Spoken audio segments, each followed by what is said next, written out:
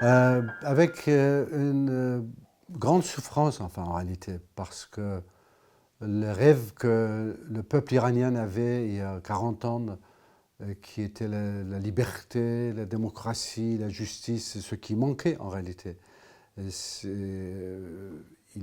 ont descendu dans les rues, ils ont, avec beaucoup de sacrifices, le jour où ils ont cru que la révolution est venue et que finalement ils ont atteint leur goal. Et malheureusement, ça fait 40 ans que le peuple iranien, il fonce encore dans la misère et dans la misère et dans la misère. Donc c'était très dur pour moi de revoir ces photographies qui étaient quelque part le symbole d'une joie, d'un rêve d'un peuple, et de voir comment ce rêve était brisé ou dérivé par ces régimes, je dirais, mafia et islamistes ou islamiques de l'Iran aujourd'hui.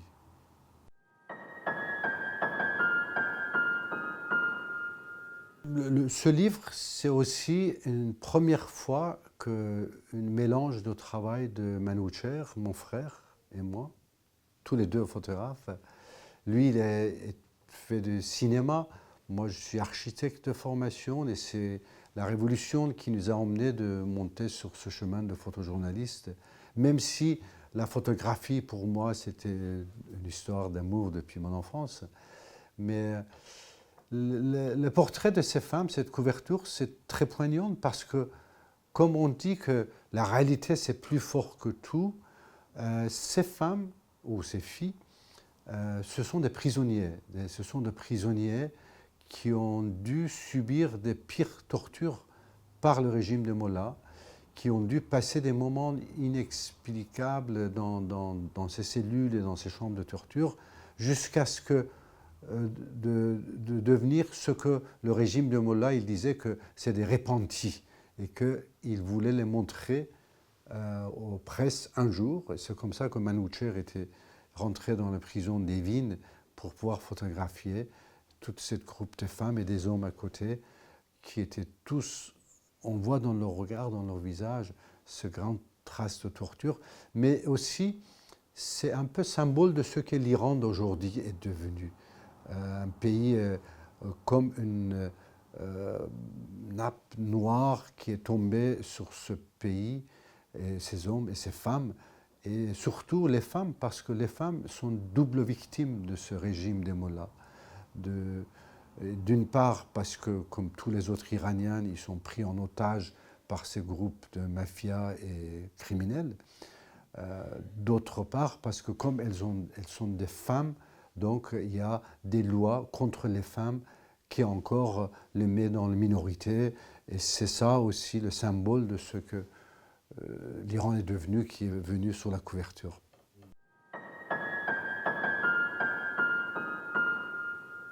J'étais abonné à le seul magazine pour sciences pour les enfants qui s'appelait Le Savant en Iran. Je recevais ça tous les mois. Et le moment où je recevais, jusqu'à ce que j'ai lu toutes les pages, je ne bougeais plus. C'était vraiment l'oxygène que je recevais. C'est le seul journal, le magazine que moi j'avais à voir. C'est équivalent de Science et Vie Junior un peu, imaginez pour ici. Et à un moment, il y avait un éditorial qui m'a marqué, qui parlait de l'image, la photographie et l'utilisation de l'image dans le XXIe siècle. Et là, on était en 1965, un grand éditorial qui parle qu'il va avoir le cybernétique. C'est la première fois que j'entendais ce mot, je lisais ce mot, et que la photographie deviendrait presque le principal moyen de connexion. J'étais étonné de lire ça. Et ensuite, une fois que je vois l'éditorial fini, en bas, c'est marqué « Et les illettrés du XXIe siècle seront ceux qui ne savent pas lire la photographie ». Ça m'a tellement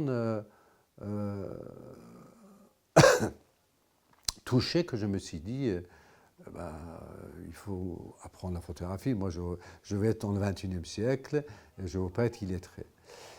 De l'autre côté, j'avais vécu un jour à l'école un moment assez touchant. C'est que un petit enfant mendiant, pieds nus, il voulait rentrer dans l'école et que les autres enfants et le gardien surtout, ils ne le laissaient pas rentrer, ils le poussaient dehors. Et j'entendais qu'il pleurait en disant « je veux juste voir à quoi ça ressemble une école ». Et on avait presque le même âge, peut-être 10 ans, moi, 9-10 ans. Et j'avais voulu le faire rentrer, et je disais aux autres que mais on peut laisser rentrer, et ça n'a pas marché. Moi aussi, j'ai pris des coups, comme lui, par les autres enfants. Et j'étais tellement touché par ça que je voulais expliquer ça au directeur de l'école, ensuite aux parents, ensuite à tous les gens que je voyais, que j'ai vu un enfant qui était pieds nus, et pourquoi pieds nus, pourquoi il est là, pourquoi il ne peut pas aller à l'école. Toutes ces questions que je posais, personne ne répondait. Et en disant, bon, bah, quand tu seras grand, tu le sauras. C'était beaucoup plus des réponses comme ça. Et à ce moment, je me suis dit, peut-être que je n'arrive pas avec les mots, expliquer ou m'exprimer qu'est-ce que ça veut dire un enfant qui est pieds nus, qu'est-ce que ça veut dire une famille pauvre. Peut-être qu'avec le dessin, je peux faire. Je ne connaissais pas la photographie encore. Donc, je me suis mis à apprendre à dessiner pendant 2 ans, mais je n'arrivais pas à le faire. Je n'étais pas très doué ou pas du tout doué pour les dessins, parce que tous les dessins que je faisais des enfants ou les gens que je voyais, je montrais aux gens en disant « Regardez, j'ai vu cette famille ou cet enfant pieds nus », et ils regardaient les pages, ils tournaient autour, ils regardaient ensemble, mais où est-ce que tu vois un enfant, où est-ce que tu vois un pied? Donc ça ne marchait pas. Jusqu'à le jour où finalement, j'ai finalement pris cet appareil de boîtier qui était chez nous depuis quelques années, parce que mon père il utilisait pour nous emmener photographier pendant les vacances ou les sorties de week-end, mais que je n'aimais pas beaucoup. Même je dirais que je n'aimais absolument pas, parce que comme dans tous les modes d'emploi des films, ils ont écrit que quand vous voulez photographier, il faut que le sujet soit en face vers le soleil. Et chaque fois que mon père il voulait nous photographier, c'était pour moi et pour mes frères et sœurs un enfer, parce qu'il fallait qu'on reste sans fermer les yeux devant le soleil, et c'était devenu presque un appareil torture pour nous. Chaque fois que mon père voulait faire des photos, mettez-vous devant le soleil et ne regardez, ne bougez pas. Oh non, encore. Et on avait mal aux yeux, on ne pouvait pas. Mais finalement, un jour, j'ai regardé dedans, j'ai regardé dans le viseur, et en tournant le viseur, je voyais que tout ce qui était devant moi, ça se voyait dans le viseur. Et c'était comme une vraie, comment dirais-je, découverte incroyable. J'ai couru vers mon père et je dis, mais en plus de photos de vacances, est-ce qu'on peut utiliser ça pour faire toutes les autres photos qu'on veut? Tout ce qu'on voit ici, il dit, bah oui, évidemment. Et ben voilà, je suis parti, le grain était déjà rentré, et depuis ce jour jusqu'à aujourd'hui, j'ai presque jamais quitté l'appareil, sauf si c'était une force majeure.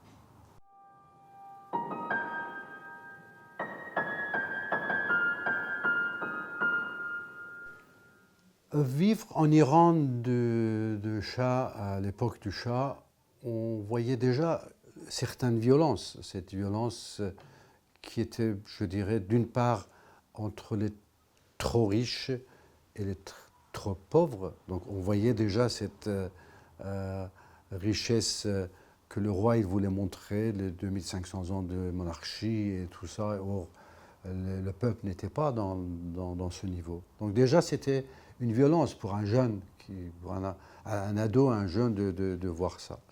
D'autre part, le fait que j'avais déjà subi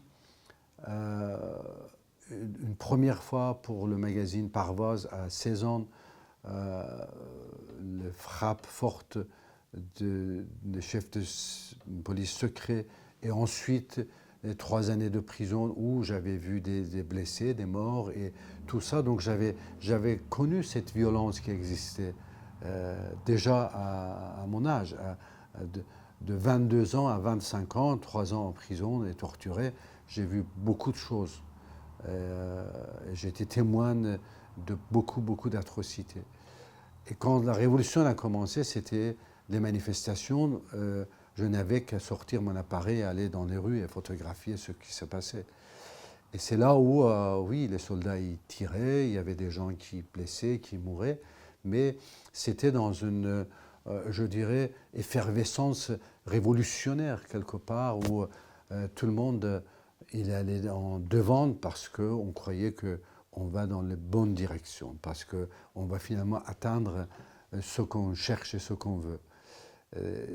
Ça n'est qu'après, une fois qu'on a vu, on est dans ces moments, ça n'est qu'après que, avec des reculs, que tout ça revienne et qu'on se rend compte combien on était touché par tout ce qu'on a vu et par tout ce qu'on a entendu, et que tout ça, il reste pour toujours avec vous. Vous l'avez pour toujours avec vous.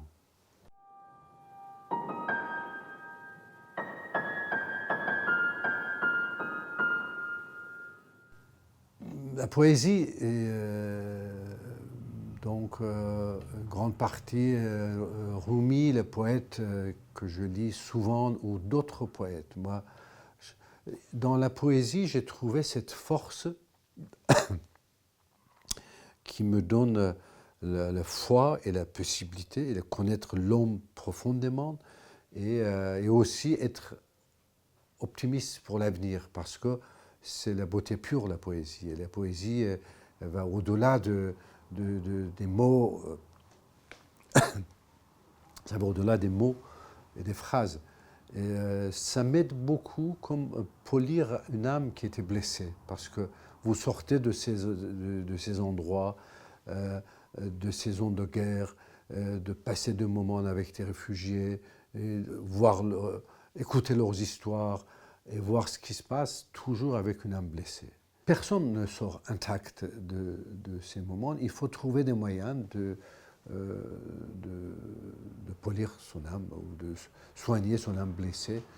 Et pour moi, la poésie, c'est très important de constamment de lire la poésie. Et ce n'est pas seulement les poèmes, on peut voir la poésie aussi dans la nature, on peut voir aussi la poésie dans le travail d'un peintre, on peut voir la poésie dans le regard de quelqu'un. C'est beaucoup plus profond. C'est cette relation poétique avec le monde qui est importante, je dirais. Et d'autres choses importantes pour moi, c'est de dire que malgré la difficulté, malgré la souffrance subie pendant ces moments, dans ces périodes, il y a un résultat qui est positif. Il y a quelque chose qui est important. Et ça, c'est donner la voix à ceux qui n'ont pas de voix. Vous voyez, c'est ça aussi important. C'est que, d'une part, on donne la voix à ceux qui n'ont pas de voix, mais d'autre part, on est témoin d'une histoire et on fait voir les gens qui ne sont pas capables d'aller voir ce que nous voyons. Et tout ça, ça donne une satisfaction aussi profonde de dire, bon, je suis comme une médium finalement. Je n'existe pas en tant que moi, j'existe en tant que témoin, et j'existe en tant que le porte-parole, le porte-voix de ceux qui n'ont pas de voix.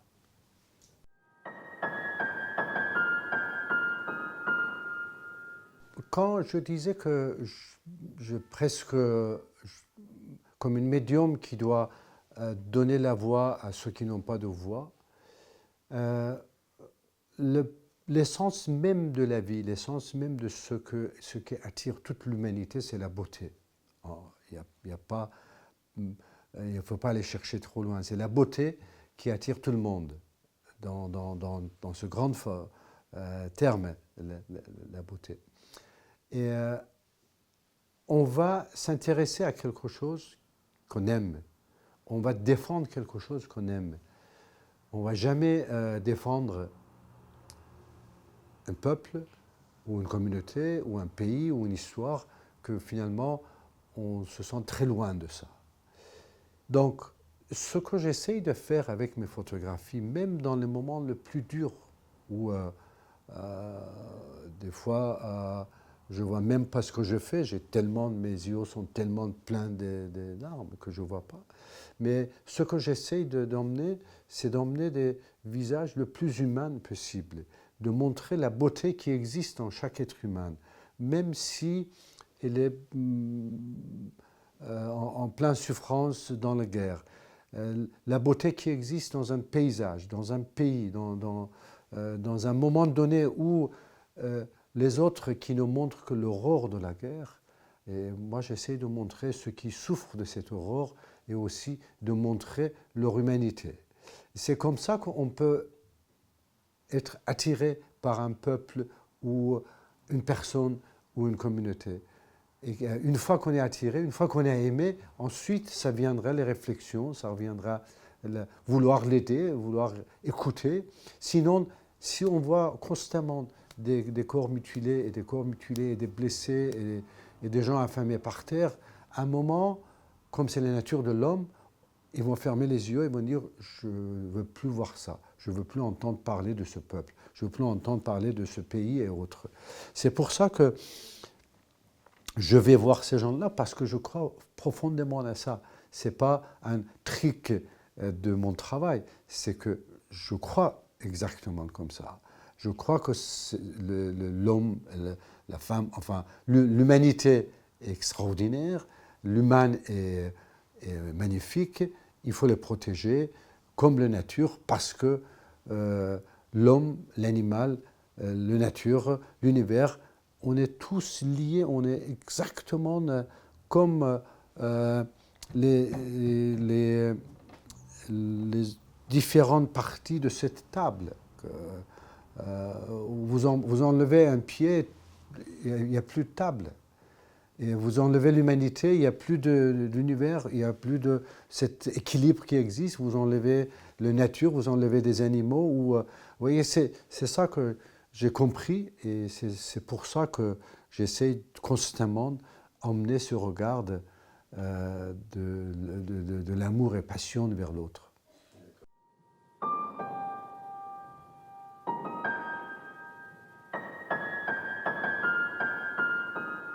Évidemment, pour comprendre le monde, pour comprendre la pensée de l'homme aussi, et dans l'histoire, je suis né en Iran. En Iran, quand vous êtes né, une grande partie, une majorité, c'est des musulmans chiites, d'obéissance chiite.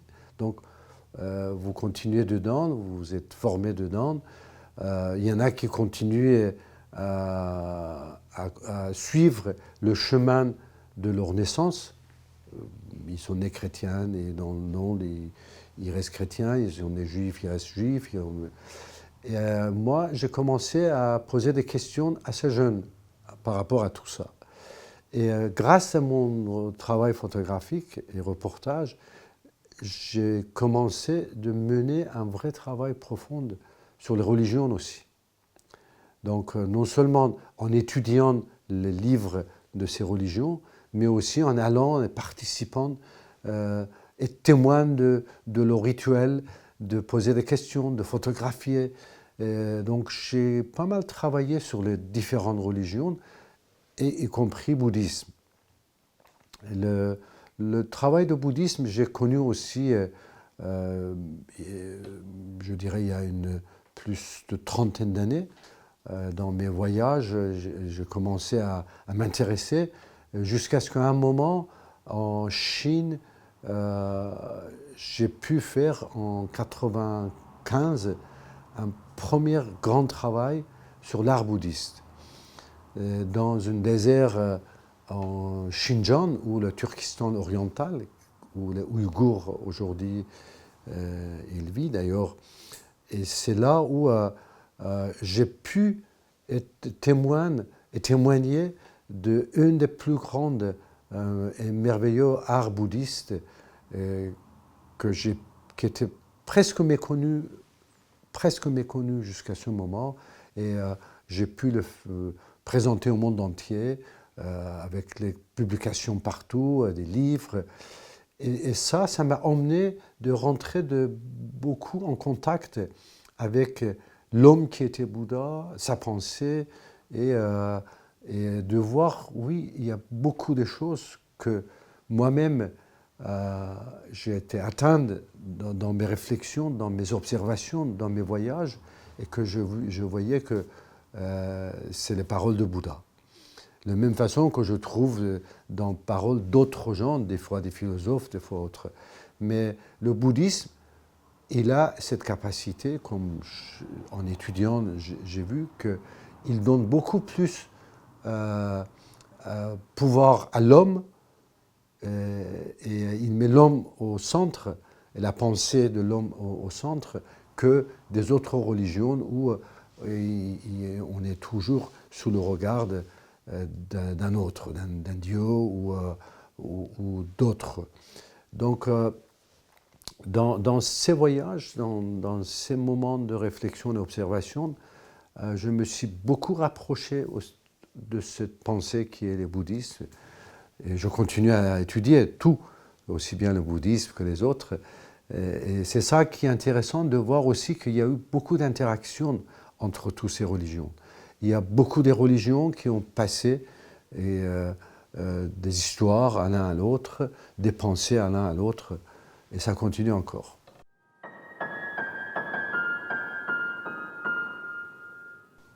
Quand on est photographe et qu'on prend l'habitude de photographier les gens, et surtout moi, ou faire beaucoup de portraits, j'observe beaucoup les gens avant de les photographier.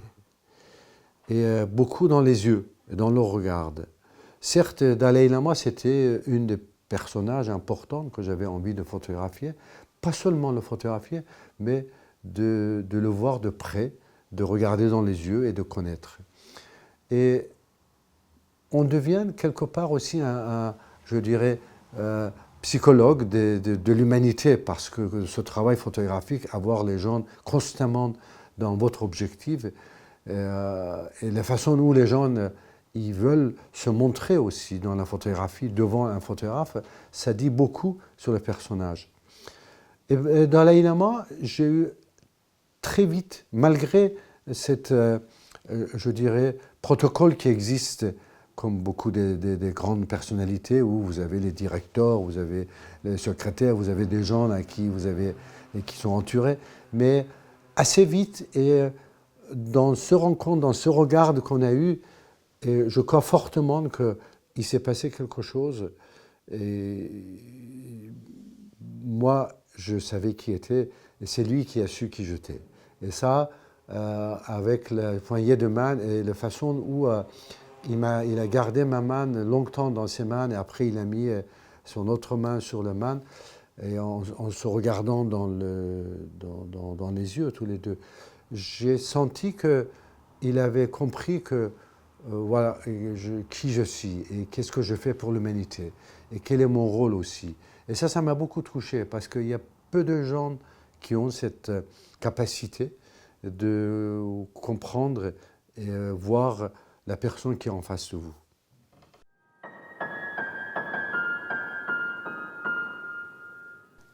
Ce que je vois dans le bouddhisme, c'est cette relation avec la nature, qui est très fort, beaucoup plus fort que d'autres pensées ou d'autres religions.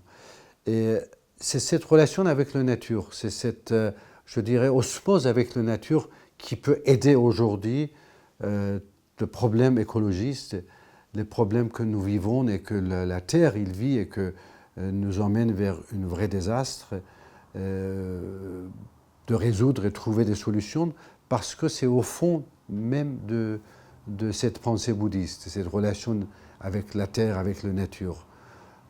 Il faut maintenant presque aller chercher le plus profond dans toutes les pensées, mais surtout la pensée du bouddhisme, tout ce qui parle de l'écologie, tout ce qui parle du lien de l'homme et la nature, et le sortir et faire valoir. C'est le moment plus que jamais maintenant.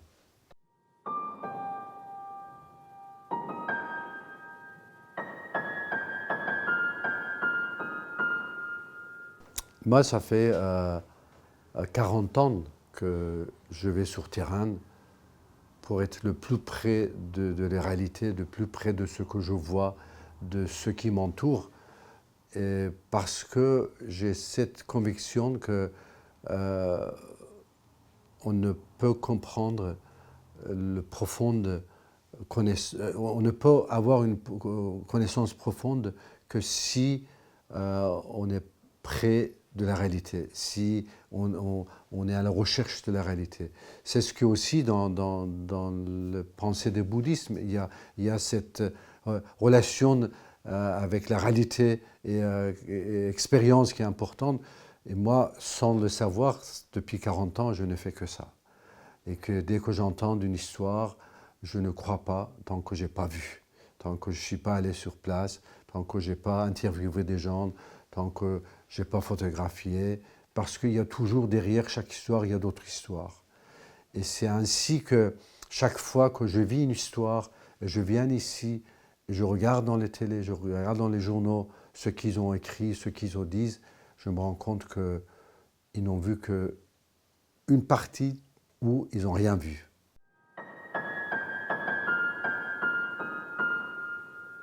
Ça sera une prochaine photo, certainement. C'est une photo que je dois aller chercher,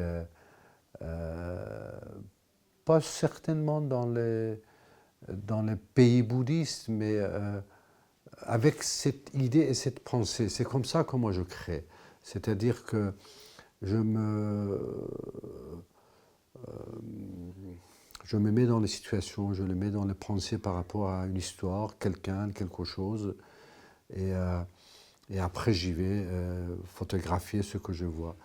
Mais dans le travail que j'avais fait dans ces grottes de bouddhistes en Xinjiang ou le Turkestan oriental, dans le livre, j'ai passé des moments incroyables, que même encore quand je me rappelle, c'est émouvant, parce que je me trouvais devant les peintures de 2e à 11e siècle. Pendant 9 siècles, les meilleurs peintres, les Michel-Ange et les Da Vinci de la région, de Chine, de l'Asie centrale et de Perse, ils venaient dans cet endroit pour peindre la vie de Bouddha.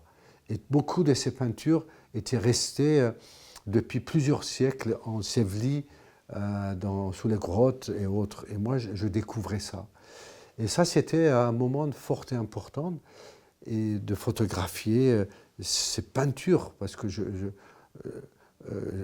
j'aime beaucoup la peinture et je sais ce que ça voulait dire. Pour moi, c'était des Picasso, de Chagall, de l'époque qu'on ne connaît pas, qui avait passé là, il avait peint tout ça. Il y a une photo une partie était partie aussi, et que pour moi symbolisait un peu ce que le bouddhisme peut être. C'est une manne qui est mise sur une tête d'un personnage. C'est magnifique. Ça, c'est en réfléchissant dans les photos que j'ai déjà faites, c'est cette photo qui me vient à l'idée. Mais si aujourd'hui je dois faire, il faut que je reparte sur le chemin de cette photographie pour trouver ce qui est sur le chemin.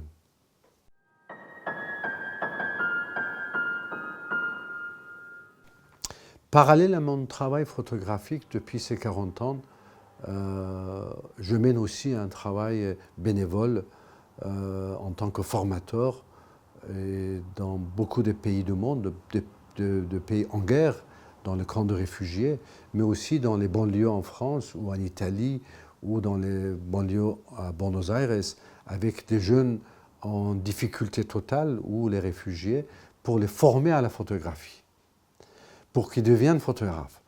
En Afghanistan, j'ai créé un grand centre de formation pour que les femmes afghanes deviennent des journalistes, des cinéastes, des photographes. Je crois que former, transmettre, ça fait partie de ce que je fais. Et donc, ce mot transmission et formation des autres, c'est très très importante pour moi, aussi importante que les photographies que je fais, ou les livres que je fais, ou les conférences que je donne. Je reviens à notre première histoire, où je disais que l'illettré du XXIe siècle sera celui qui ne sera pas l'image. Et ben, on voit aujourd'hui que combien l'image est importante. Donc mes projets actuels, beaucoup, ils sont dans la transmission. J'ai des grands projets en Kurdistan irakien pour les enfants réfugiés syriens, en Turquie avec les enfants réfugiés syriens, en Côte d'Ivoire, Sénégal, Niger avec les réfugiés qui étaient déportés de France ou Europe et qui ne savent pas quoi faire, donc je les forme au métier d'image pour qu'ils restent.